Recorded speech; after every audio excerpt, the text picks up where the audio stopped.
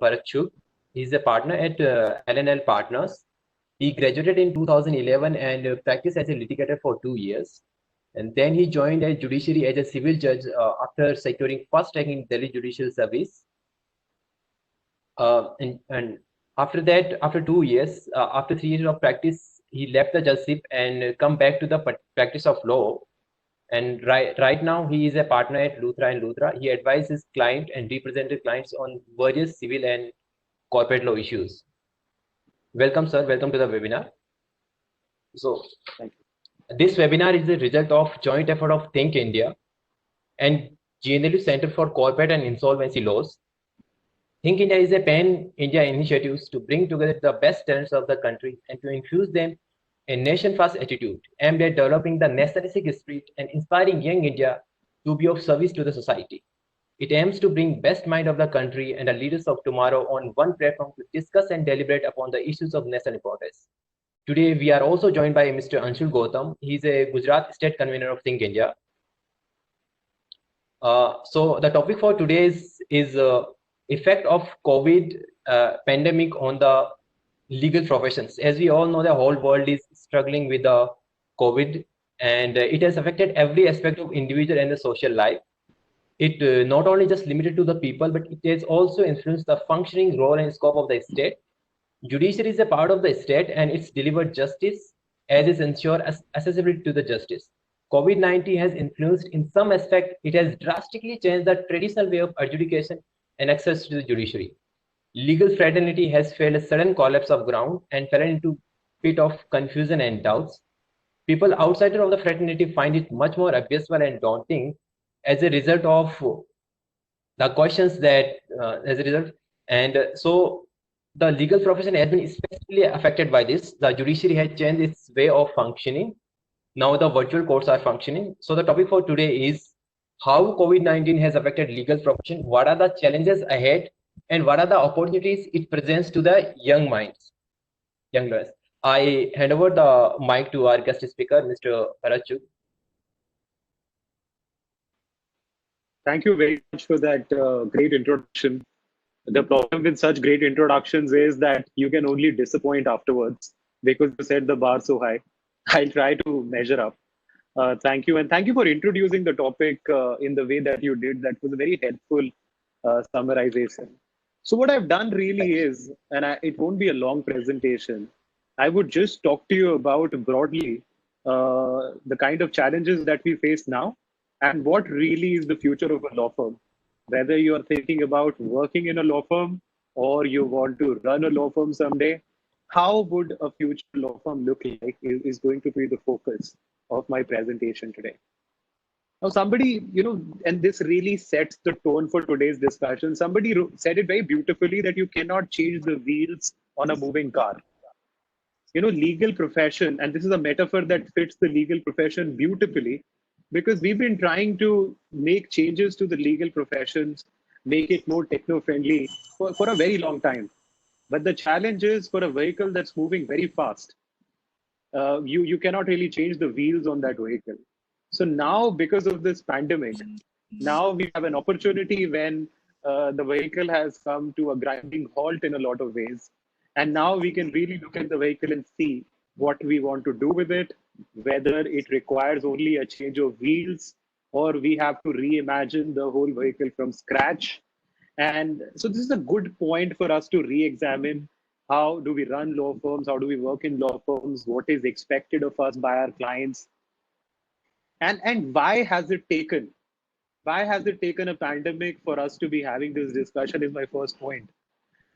People have been talking about the changes needed in how we run law firms for years and years, but it's the pandemic which makes us sit up and think. And why do we as lawyers, whether corporate lawyers or litigators or judges, have this love for the status quo, have this disinclination of thinking about change? That I think is because the whole profession is premised on precedent. The whole profession is premised on custom. Whenever we are faced with a new legal problem, the first thing that we think of is that let's find out a case law to see if this has happened in the past. So we are always looking back as a profession, we are conditioned to think like that. We are hardwired to think like that. But now the challenge or the opportunity is for love, for us to look forward, and we really need to rethink the way we are, providing services as lawyers. Now, there are two principles that I think are very important for us to remember in order for us to set the tone for the debate. Since we are broadly talking about how a law firm functions and what a future law firm would look like, I think first we need to examine what is the role of a corporate lawyer. I think just for the younger students there, what does a corporate lawyer really do? I personally, in the interest of full disclosure, I'm a corporate disputes lawyer. I'm not a transactional lawyer, as you call them. But what does a corporate lawyer really do? A corporate lawyer is nothing but really a business lawyer, a lawyer who facilitates business. So you have a client who wants to start a business, who wants to start a company. You would help your client understand how the company has to be set up, how the partnership firm has to be registered. You would help your client come into existence. You would help your client make transactions. For example, if your client is an airline, you would help your client get into contracts for lease of airplane.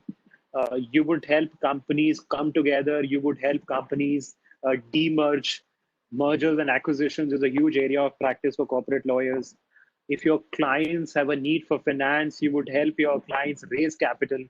There are project finance teams working in pretty much all the big law firms out there.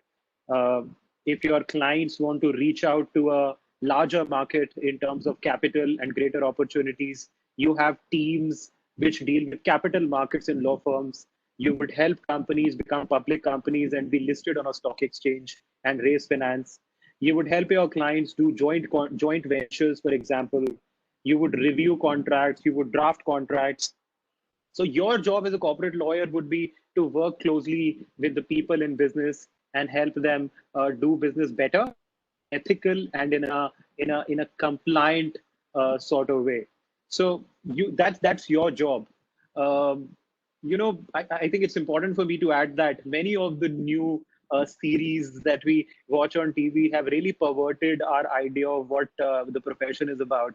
So if you imagine a corporate lawyer negotiating a very tough deal in the morning and then going on to defend a culpable homicide case in the court in the afternoon, that's really not the correct picture. A corporate lawyer does transactions, and some of the corporate lawyers go about their entire lives without having seen the face of a court. So you need to really understand what a corporate lawyer does and what a litigator does. If you think that arguing a case, cross-examining a witness is what gives you uh, the kick, and that's what your idea of advocacy is, then litigation may be the way for you. However, if you like negotiation, you like other softer skills, you like working with contracts, you like writing, corporate law may be a good opportunity. If you want to see yourself as a facilitator of business. I sit somewhere personally on the intersection of those two, where I do a lot of corporate disputes. As a corporate lawyer, you'd also be a conscience keeper for the company, where the company wants to do business, and then you would have to tell the company that this is a legal way of doing it. If the company is somewhere going astray in its compliance, you would have to tell the company that this is not possibly the compliant way of doing it. This is the legal way of doing it.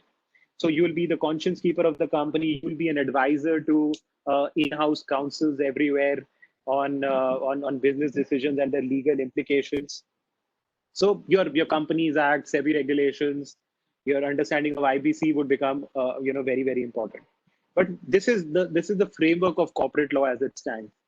But what we are doing today is to understand where is it going, because somebody said it very beautifully that in order to know where the ball is or has been, you need to know where the ball is going to go and anticipate it and be in the position, catch the ball, and score the goal, right? So you need to anticipate where the opportunities is. Uh, Many people, and I've talked to a lot of law students and young lawyers in the past few months, many of them are anxious about the possibilities going forward in either in law firms or litigation, and whether this crisis would adversely affect that. The short answer would be that yes, in the short term, there would be an impact.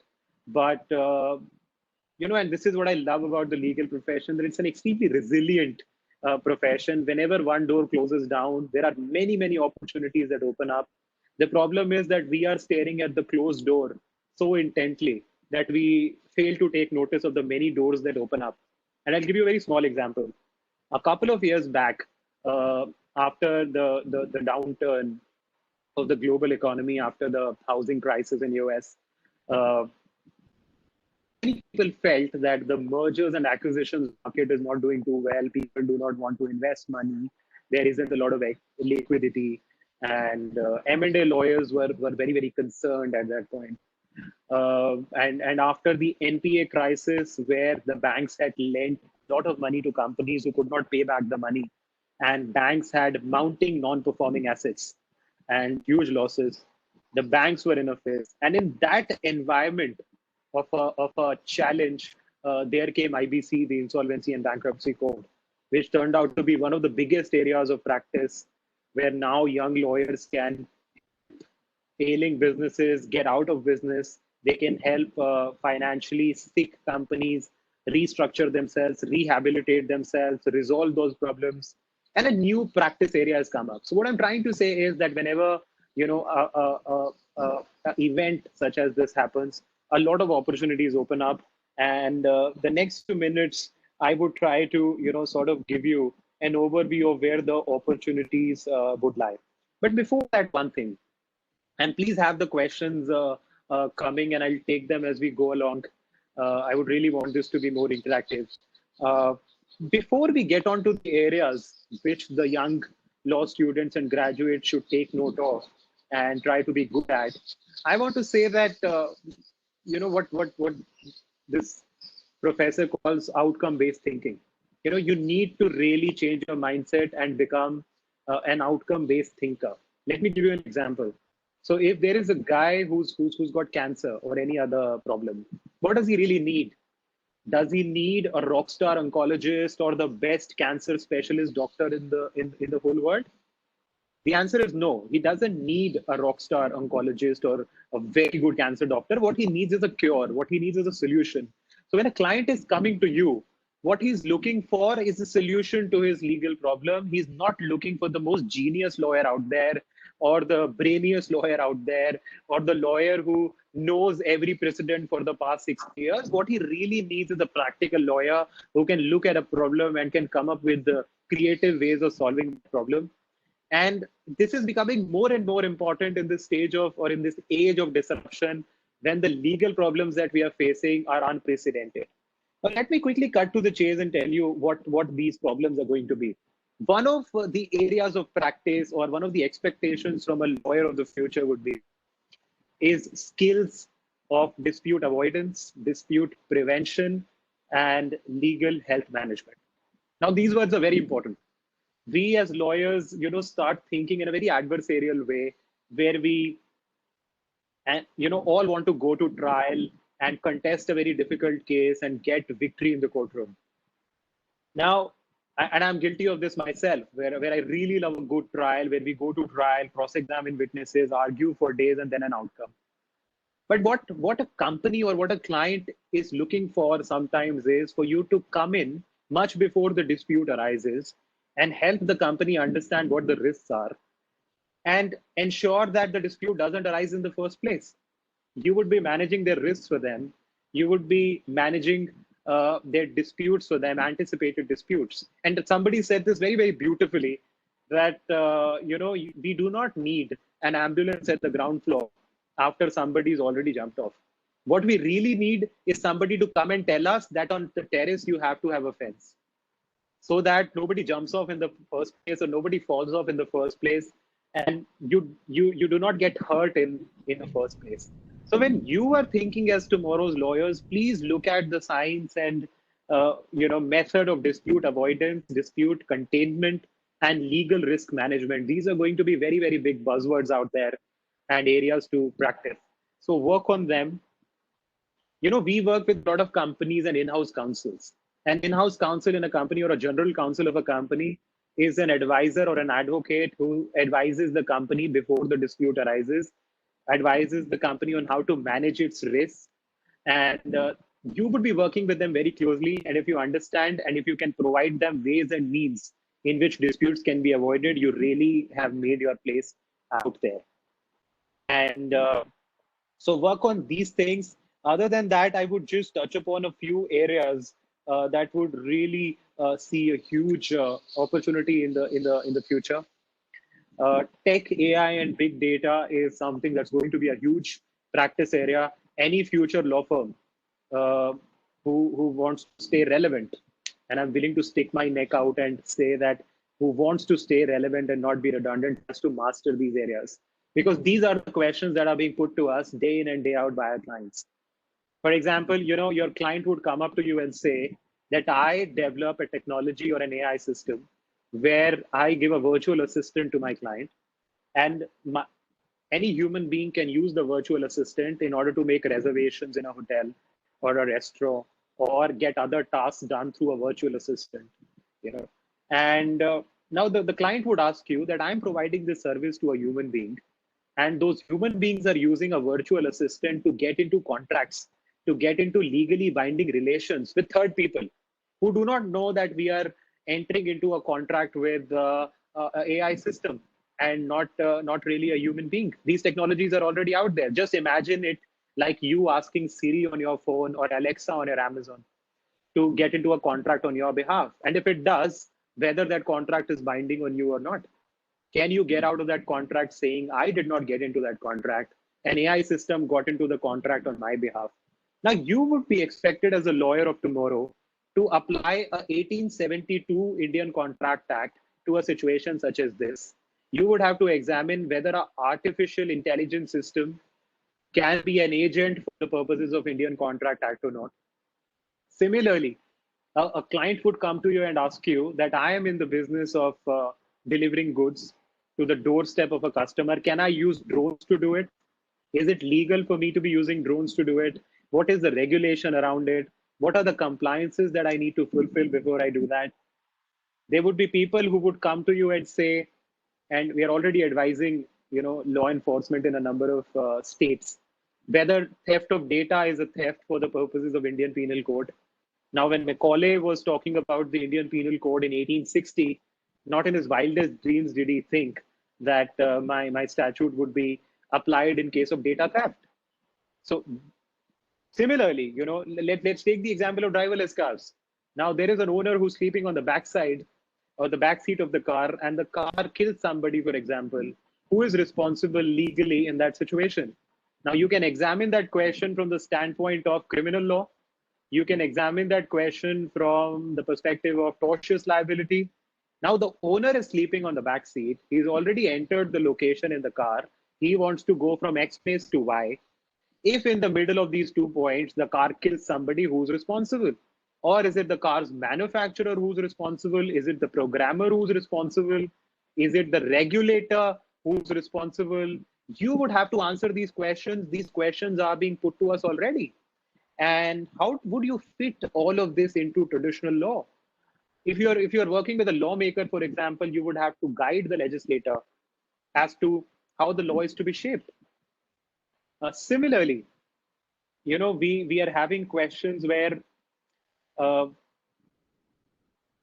let's talk about legally or embedded legal software. Just to give you an example, and this is a very interesting example. There is a company or a bank who gives car loans. Okay, so the company or the bank has given a car loan to A, and right now this is how it plays out. If A doesn't pay the installment of the car, the company can come and repossess the car. But you have to go to the court, get an order, get the car back because the person hasn't paid installments, and so on and so forth. But this bank comes to you and seeks a legal opinion that we have a technology now when all the car or most of the newer cars are connected by the Internet of Things. Now, what we want to do as the bank is, and this is what your client would say, what we want to do is we want to ensure that if the person hasn't paid an installment on the car, then the car would automatically get immobilized, would automatically get disabled, and the person cannot even start the car when he sits in the car because he hasn't paid an installment. Somebody would come to you and ask you that question, and you would have to see, would this be a valid contract? You would have to examine legality, because there would be a question of ethical implications also. For example, somebody has not been able to pay an installment on the car, but his wife is sick, for example, and he has to take his wife to the hospital. He had to pay the installment on the 30th day. He could not pay. On the 31st day, the car is immobilized automatically by your client, the bank, and the person has to take his wife to the hospital, but the car wouldn't start. Would the bank have any legal liability in that case? Is it legal for the bank to get into a contract like this? This is in the nature of a self-executing contract. Your clients would ask you if this is a good contract. We live in the age of smart contracts, which are coming up and are being applied increasingly in a variety of situations. For example, there is an insurance company, and the insurance company tells you that what we want to do is, when we give an insurance to somebody, there is a stipulation in our insurance contract that if the insured person smokes, then the policy becomes void. Okay? That possibly is a standard clause in a lot of insurance contracts. It's there in the fine print.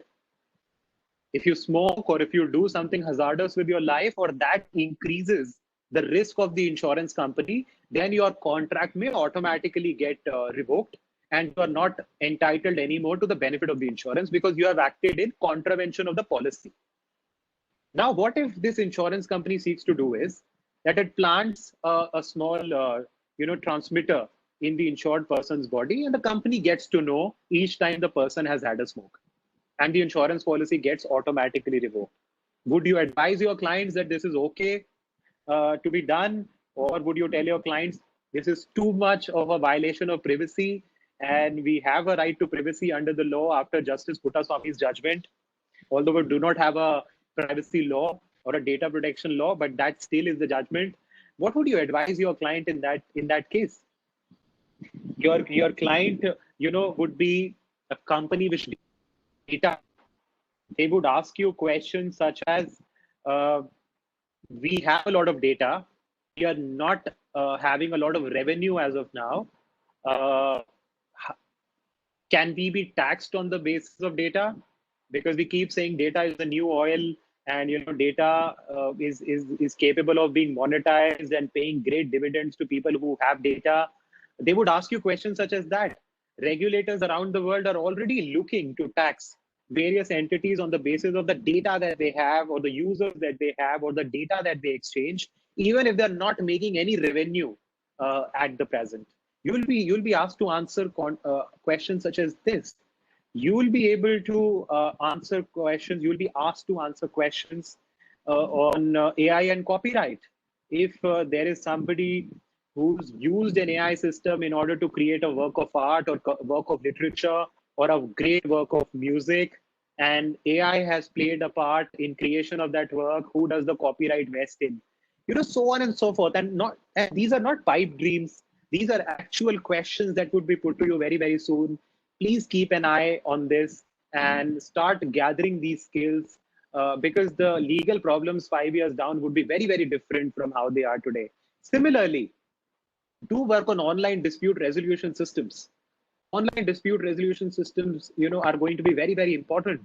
Companies increasingly are understanding that it does not make sense for them to go to court for smaller value disputes, for example.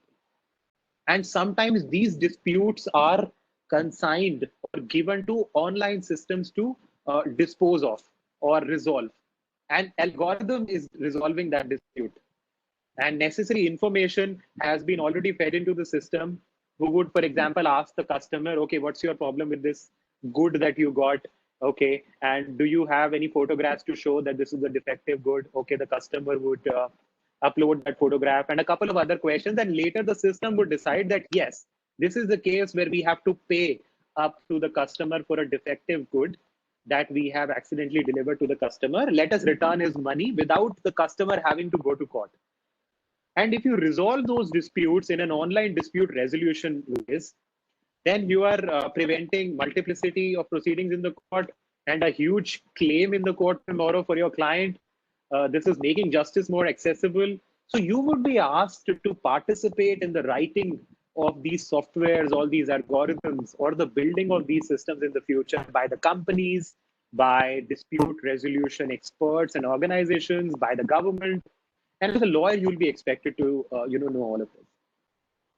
Another great area that you should work on, and unfortunately this was something that we never knew in our law school days, is the practice of defense in white collar crime cases. This is something that I do a lot as a part of my practice.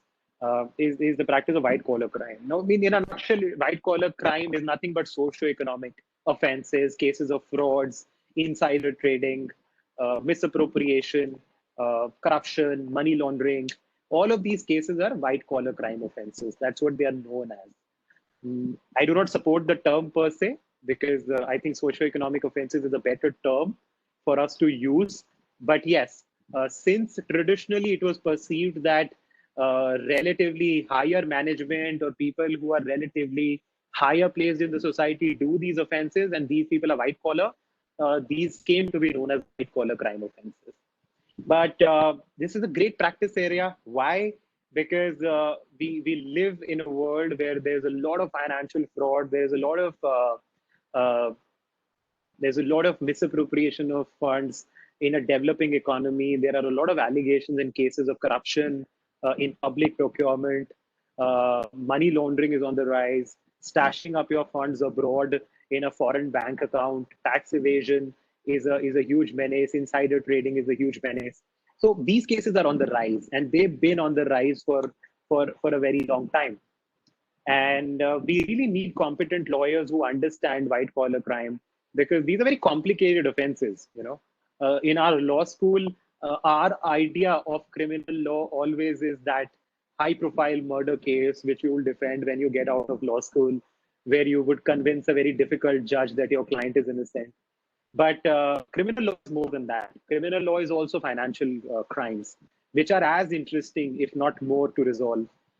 These are very, very complicated cases that would really test, your mind and your abilities. Please concentrate on these. Read up more on these, because this is going to be a very relevant practice area, and all the more relevant in today's reality, because it has been seen that after a financial crisis, there's a lot of incentive for people to cut corners with the law, to cook up balance sheets, to do revenue fraud, to claim government subsidy when they're not entitled, illegal profiteering. All of these things are always on the rise after a crisis. So as soon as we get over this side, on the other side, there would be a lot of financial crime. The Department of Justice in United States has already put out a statement that this may be a time of crisis, but we are watching you. We are really looking at who's doing what, because this time is usually breeding ground for financial crimes. Warren Buffett said something very, very prescient and insightful. He said that when the tide is out, you get to know who's swimming without clothes. So when the tide is out, when the world is not doing too well financially, you get to know really where everyone stands as far as finances are concerned. Many people who cook up their books really get exposed during this time or after a financial crisis. So be ready. White collar crime practice is not only defending white collar crime criminals. It is also about prosecution, working with the Enforcement Directorate, working with SFIO, which is the Serious Fraud Investigation Office, working with the CBI to help them investigate these cases, working with the companies. This is the practice area that not many people know about. This is the practice area. I'm sorry, just there's some network issue. So this is practice area of internal investigations, and this is something that you should think about and work on. What really are internal investigations? Just to give it to you in a nutshell, for example, there is a company X, which gets to know that a fraud has been committed by the chief financial officer of the company. Now, if company is a listed company on the stock exchange, And when ordinary people like you and me have shares in the company and their interests are involved, the company has to protect the interests of those people too. So many a times in those cases when the company thinks that one of its officials has committed fraud on the company, or one of the officials, for example, has given a bribe to obtain a government contract, then that company would order an internal investigation. The board of directors would sit together and they would get an external law firm or forensic expert to do an internal investigation to find out how did this fraud take place, who's committed the fraud, what is the quantum of this fraud, who's responsible for this, how do we remedy this, how do we ensure that the culprit is brought to the books, how do we ensure that this doesn't happen in the future again. So you would actively be working with the companies and their compliance teams to ensure that this doesn't happen again in the future. And you would be helping prosecute people who are responsible for things like those. So that's again a very, very interesting practice area. Look up on how it is done. Read up the Prevention of Corruption Act, Money Laundering Act. Read up the US statute called the Foreign Corrupt Practices Act. Read UK Bribery Act. Because a lot of companies who are registered otherwise in UK or US, they also do business in India through their subsidiaries or otherwise. And when they do that, uh, all of these laws become involved and you have to read them in order to advise your client better. For example, the US FCPA law, which I just mentioned, uh, sort of allows the US prosecutors or the Department of Justice to prosecute US companies in US if any of the subsidiaries in any country has committed an offense. So a US company, the head office is in US, but some subsidiary or some employee is doing some corruption in India with the government, then that company is liable for penalties and prosecution even in US. So all these foreign companies are worried about their compliance of FCPA and whether they are doing the right thing or not. And this is where you'll be able to provide them solutions. Do work very, very actively on IBC related issues, as I said in the preliminary part, that IBC is going to be very, very important. Many people are being, unfortunately, being driven out of business because of this crisis. You can help them go out of business in a smooth manner. You can help new people who want to buy stressed assets buy these assets and turn around these companies. There are people who are known as turnaround experts. Please read the Insolvency and Bankruptcy Code and try to master some areas of the act. It is going to be very, very relevant in the future. Also, people who are good at their contract and their contract negotiation abilities and skills are going to be in great demand. Every client these days, or almost every client today, is coming to us as lawyers and expecting us to advise them on renegotiation of their lease contract or their license or their because the rent is too high and they possibly cannot pay, or they want some renegotiation or relaxation of the rent.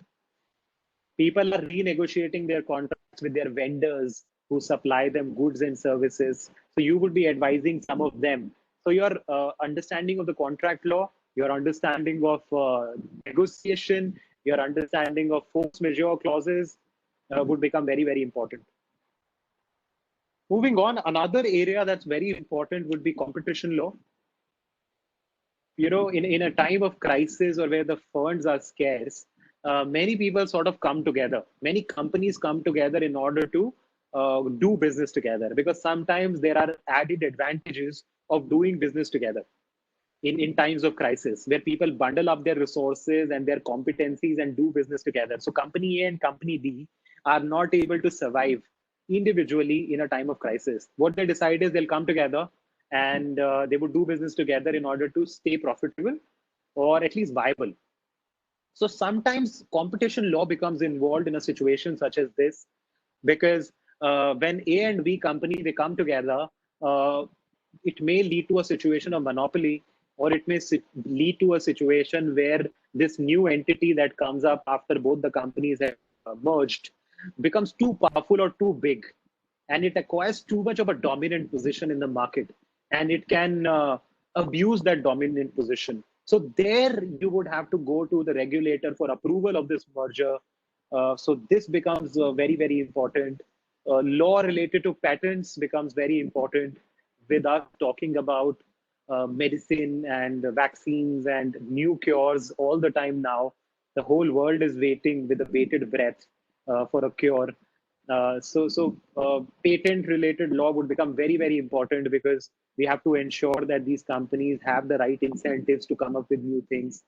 At the same time, ensure that it does not lead to extortionate pricing or profiteering. So you'll have to understand the patent law also really well.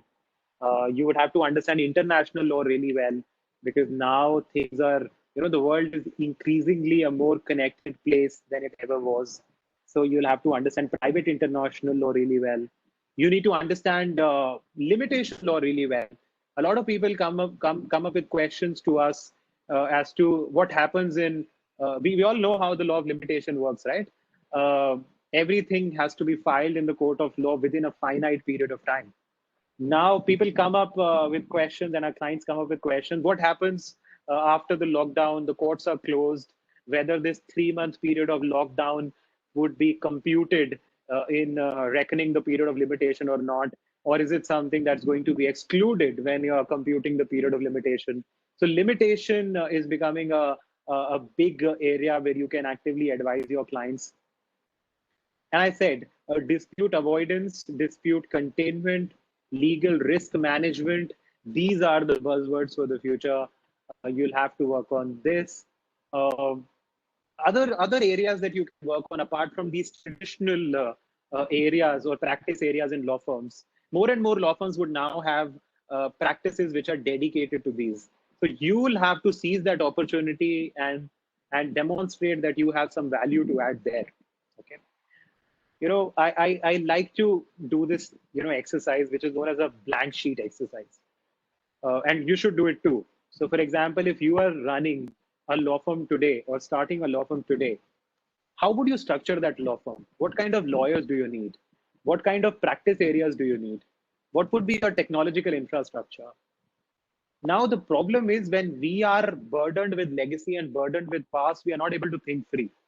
So what I advise is that today you think that you are running a law firm. What is the kind of skill set do you need? And you are starting the law firm from scratch. You do not have the burden of the past. So today, if I want to start a law firm in a post-COVID situation or in a COVID situation, what kind of lawyers am I looking out for? I am looking out for lawyers who are great at negotiation. I am looking out for lawyers who can work with technology better. I'm looking out for lawyers who know big data, who know online dispute resolution, who know dispute avoidance and similar areas. So ensure that you have that skill set and you have your eyes, firmly into the future. Other areas that would be huge in the coming future are areas of are areas of embedded legal knowledge, AI, data, and I've spoken about all of this.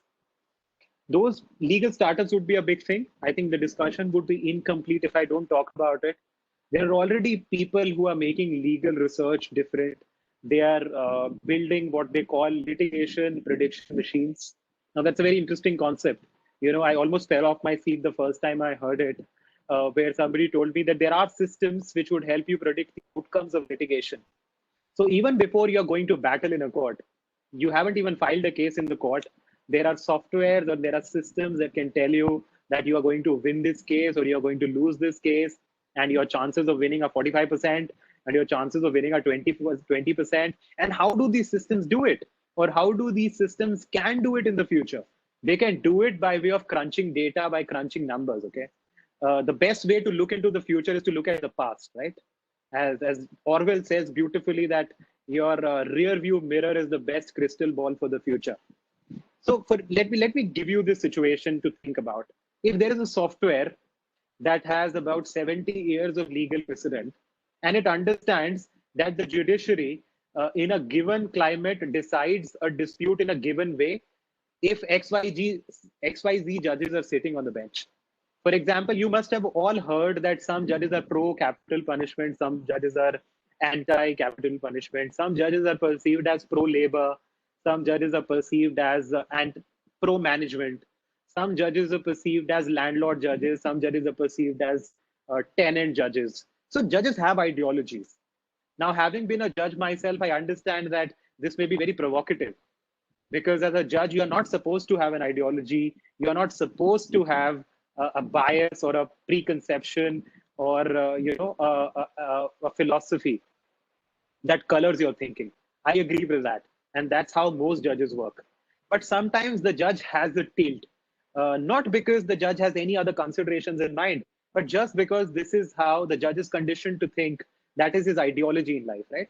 Now, if there is a software that tells you that this is how the judiciary has thought over the last few years, and if a land acquisition matter comes up before a given bench, who has in the past decided in a way, and it can give you a better insight on what are the possible outcomes of this litigation, right? If you know that, you can, as a company, as an individual, you can take a better call on whether to go for battle or not, whether to go for litigation or not. Now, this is something that lawyers are working on across the world, and this is something that you can contribute in. Increasingly, some of the more banal, and tasks of legal practice are being taken away from human lawyers. Okay, and I don't want to sound alarmist, or I don't want to, create panic that AI is coming for your jobs. Although that's a question that's put very, very frequently to me. That with AI, what's the future? I mean, are our jobs going to be taken, and how do we work? And this is important because many law firms around the world have started using AI systems in order to review their documents better, in order to automate a lot of what they do on an everyday basis. So that part of law practice is something that is going to be taken over by computers and systems over the next few years or the next few decades. And that's the reality. Some of the more routine, process driven tasks of the legal profession would be taken over by machines and systems and algorithms. Please look up, IBM software ROS on the internet, which has helped a lot of law firms automate their document review processes and outsources it to a computer. For example, if I get a case where I have to go through 70,000 documents, it is very much possible for me now to put all of those documents after scanning them into a system, enter some keywords, and apply some filters. And the software is going to read through those documents for me and categorize them in different files. And then, as a lawyer who has to take a decision on strategy, I do not need to go through 65,000 documents. I only have to go through the 5,000 that my AI system has, put out or pulled out for me. Now that's going to be important. So as younger, associates in the near future, you would be working closely with AI. It's not going to take away your jobs, but it's going to be working actively with you. What is going to be rewarded in the future is your ability to work with those AI systems, your ability to, add value in terms of strategy and build your skill sets in those ways, and not build your skill sets in routine document reading and routine legal research, because we would have AI systems take care of that. You have to concentrate on strategy, advocacy, client counseling, negotiation, things which the AI system is not going to replace for the longest time, because those are the things that need a human interface, that needs a human being doing it, putting his mind into it. you know uh, so that's that on this particular issue. I was doing something last night, when I was thinking about tech and the future of a law firm, or what a super lawyer would do, or the future lawyer would do. And after I got a bit tired reading all these things, I asked Siri to tell me a joke. Now, don't think that I don't have real friends.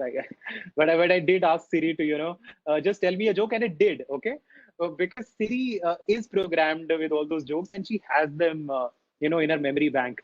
And she told me a joke. It was marginally funny. I mean, you can call her marginally witty. But then I asked Siri that, yes, okay, this is a good joke, but why is this funny? And she was clueless. Because Siri knows a joke because she's learned it. She's picked up the content from somewhere, and but she doesn't know why it's funny. So there are limitations to AI, and this is the point that I'm trying to make. The AI system can tell you a joke because it's learned it, but it can never tell you why it's funny. At least not until as yet. Or it can't tell you what is humor, what is human connection, what is the power of the spoken word in the court, how do you mold the will of a judge, how do you work with a difficult witness. These interpersonal things are something that AI would take a lot of time to work on, and that is the reason we are replaceable. And we need to work on these things.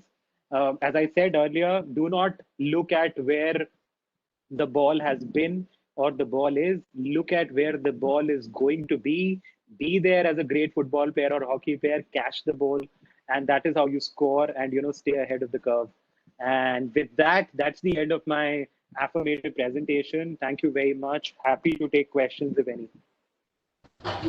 Hello, thank you very much, sir. It was really insightful information. You have beautifully talk about the role of a corporate lawyer. What are the future opportunities for a lawyer, and what are the problems we are going to face, and what are the promising area? You have talked at a great length, and I have particularly liked the remark where you said that the whole the profession is premised on a precedent and a customs. So we are accustomed to think backwards. So if anyone has any questions, they can put in the chat box. So let me just check if we have any questions. Please mention your name and name of your college. So I think we've got one from Professor Ankit Sripadwar. Yes, yes, Should we yes, take yes, this yes. one? Yes, sir, sure, definitely.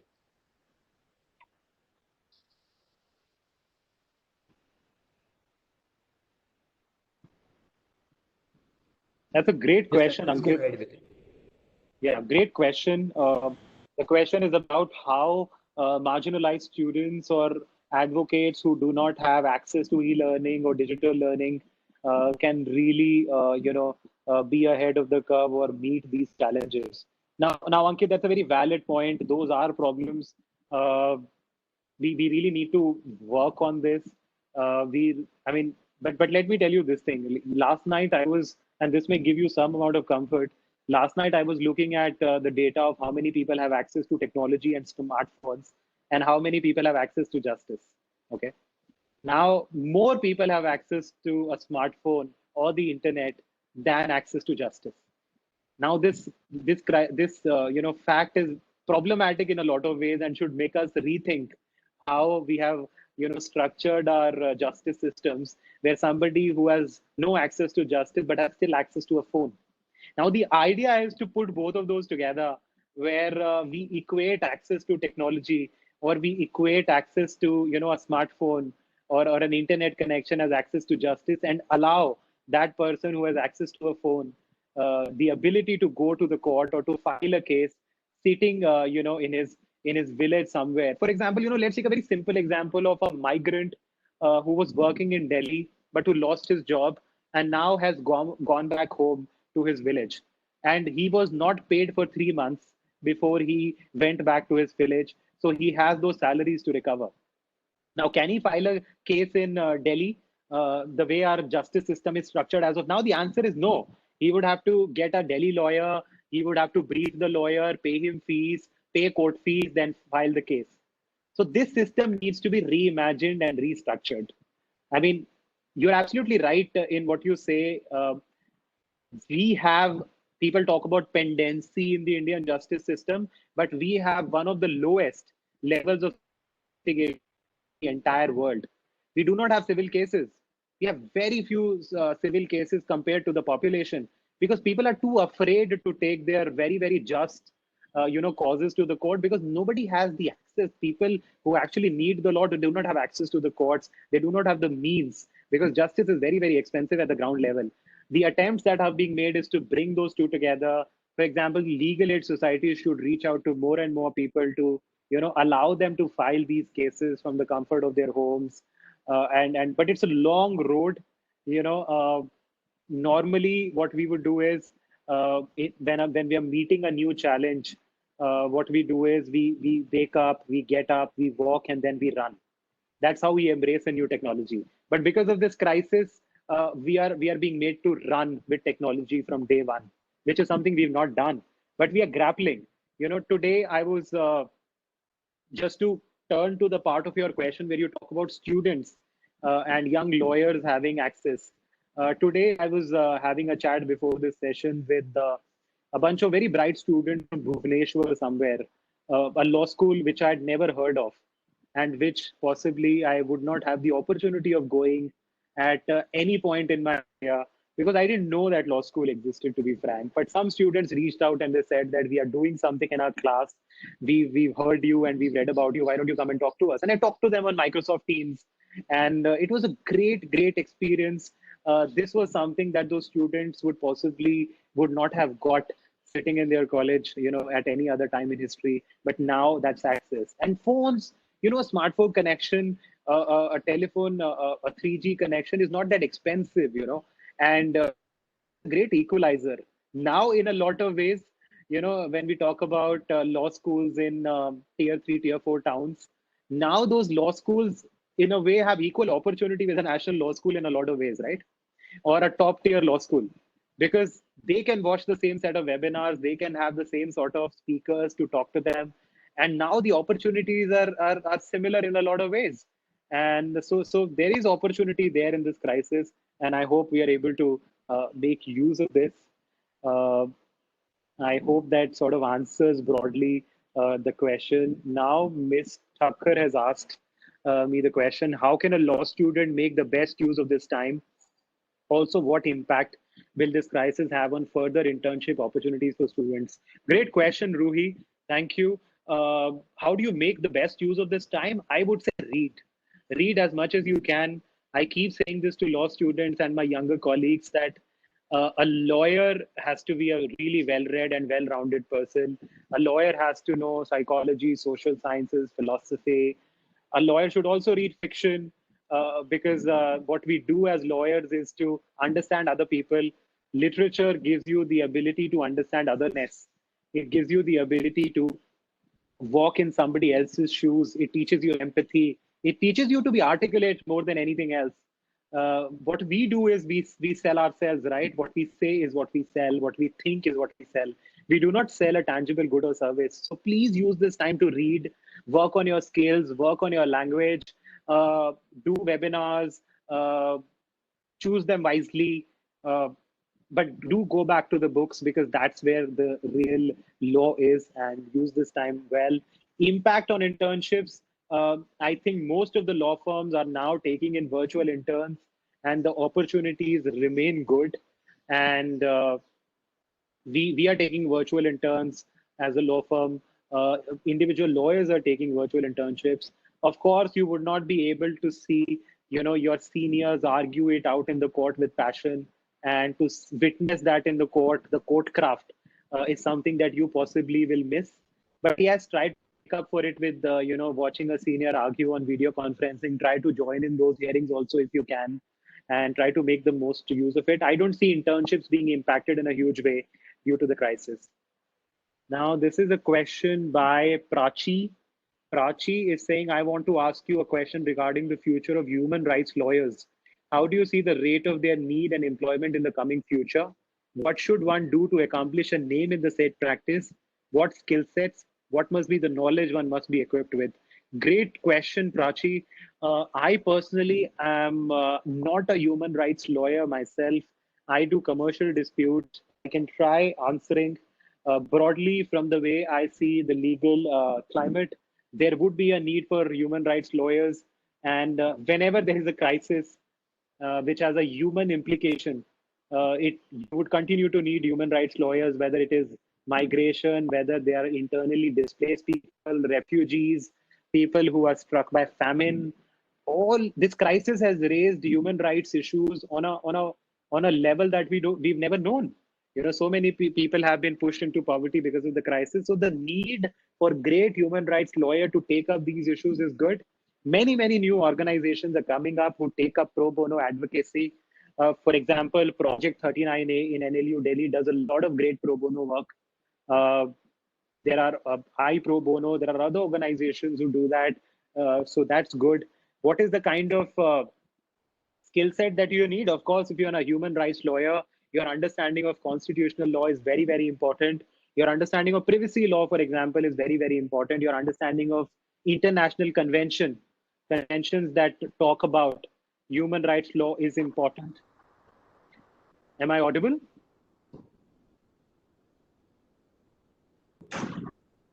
Yeah, perfectly audible, sir. Thank you. So how do you make out a name for yourself?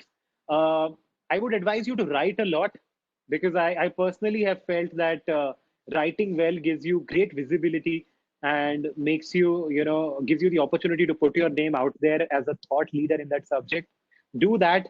Do specific and focused courses on your area of law. Moving on, Shreya's question is that there is going to be an influx of litigation post-COVID, but it would not bring the revenue proportionate to what it would have fetched earlier.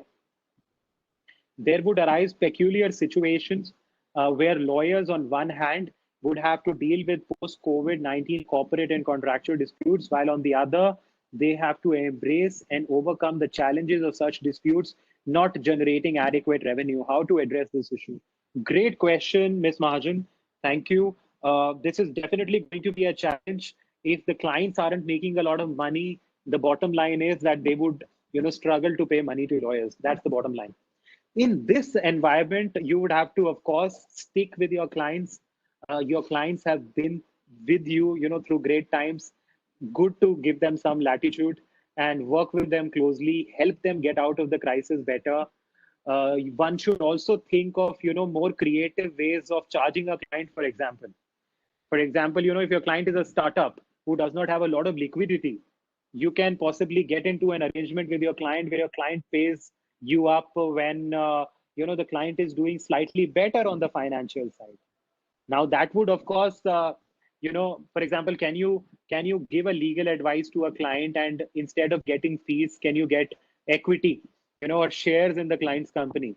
Now that would, of course, lead to, that's a very creative way of doing this, and it is allowed elsewhere in different jurisdictions. But in India, we would have to see if the Bar Council rules will permit us to charge a fee in the form of shares or, equity in the client. So we'll have to work out, different ways of charging the client. And of course, it's going to be a lot of litigation, but fees may not be as commensurate. But yes, things would take some time to normalize, and we'll have to sail through that period. Now, Ms. Bhagat has asked the question, how higher studies help in legal field, how researchers help. I wanted to ask you, how would attending webinars in crisis help? Okay, so this, attending a webinar is good if you want to get knowledge or get insights of somebody who's slightly more experienced in that area of law. So choose your webinars and take those insights. That's going to be good. I personally think that what you learn out of a webinar is of the most importance more than anything else. Keep researching, use this time well. I've been using this time well to go back to the first principles of law, writing a lot of articles, doing webinars, engaging with people. Use this time well. You may not get. For example, the way I've been engaging with students over the last 3 months, many High Court, Supreme Court judges and senior counsels are doing over the last few months is unprecedented. Make use of that. Choose your webinars carefully and put those to use. Yeah, Nishit has asked me the question. Now, before that, Vishal has asked me the question, doing CS and MBA after graduating from a law school is beneficial. Now, I don't know much about MBA, but doing CS is definitely a great value add to your practice, because it helps you understand how a company works. If you want to be a serious corporate lawyer, a CS does help. A CA also helps. But in general, is CS an absolute precondition? The answer is no. If you broadly understand company law, CS is not mandatory for you to make a corporate career, but it does add value to what you do. I would really urge you to also think outside the box when you are trying to think of supplementing your legal education. For example, try to think of a foreign language. If you want to be an expert, for example, a corporate lawyer who focuses on China as a destination, or Germany as a destination, and want to deal with corporate disputes including Germany and India, or investments involving Germany and India, it would be a fantastic idea for you to learn German language. Now, how many lawyers would be out there who would know German or Japanese, and who can go out there and talk to a German client or a Japanese client in a language that the client understands? So start thinking outside the box in terms of the skills that you can build. Nishit has asked me the question that I've talked of outsourcing AI and algorithm. How do I see the relevance of LPOs in perspective? Now, LPOs are relevant, are going to be relevant, have been relevant. What does an LPO do? A law firm, for example, sitting in London is finding it too expensive to review, thousands and thousands of documents in-house, or a company is finding it very expensive to have a London law firm, look into its documents and keep reviewing those contracts in a repetitive or a routine sort of way. What they would do is they would outsource it to, for example, some young lawyer in India who can do it for them at 1/10 of the cost. So that's the principle on which LPOs function. It's similar to a call center. You're taking the call of a customer sitting in, England and talking to that customer from here. It's cost cutting in that sense. So LPOs are going to be more important as we go because everyone is trying to, cut costs. Would LPOs be affected in the short term? The answer is yes. Everyone's going to be affected in the short term because there wouldn't be enough work immediately or enough paying work immediately. Rameshwar has asked me a question that the skills that one should be equipped with for effectively practicing corporate law, as students are often fed with a plethora of opinions by people, some of them with misconceptions. Okay, what are the skills or what is that you need to be equipped with? Great question. You need to know your negotiation very, very well. You need to know company law well, IBC well. You need to understand how SEBI functions as a market regulator. You need to understand how the securities market works. There are excellent blogs out there. India Corp Law is a great blog that you should read to keep up and keep. So and over and above these corporate laws, very important for you to understand how businesses work. What are the motivations on which businesses work? How do they earn? How is the global market working? Because you will essentially be talking as a corporate lawyer to the business people. You need to know the language that they speak in. So look at your, as young law students, we read political news, legal news, but we do not read the business papers, the business pages on the stock prices, otherwise the state of the economy. So read economy a lot if you want to, sort of stand out as a corporate lawyer. And now Vishali's asked me, can setting up a private arbitration centers help with making justice reach a wide group of people by providing low cost and effective solutions? The answer is yes. Of course, the private arbitration centers or institutions are definitely going to make justice more accessible. Civil court processes in the traditional sense are extremely long and expensive, and arbitration is definitely the way to go. Mediation, for that matter, is the way to go. Pre-litigation mediation is going to be a huge practice area, and ADR is definitely an area to watch out for. And I think that's all that we have for questions. Thank you very much. I would hand over the mic back to the organizers. Hello, sir. Thank you very much for your information. I think it was really helpful, especially for the young lawyer and law student. You have taken up a lot of questions. Now I think we are running out of the time. So I would like to hand over the mic to Think India State Convener, Sri Anshu Gautamji, for thanking now. Thank you. Yeah. Thank you, Sunil. And first of all, thank you very much. Am I perfectly audible, right? Sunil?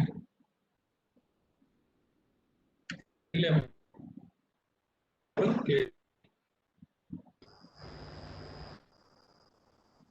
Anshul, you are breaking up in between. Is it okay? Yes. Okay.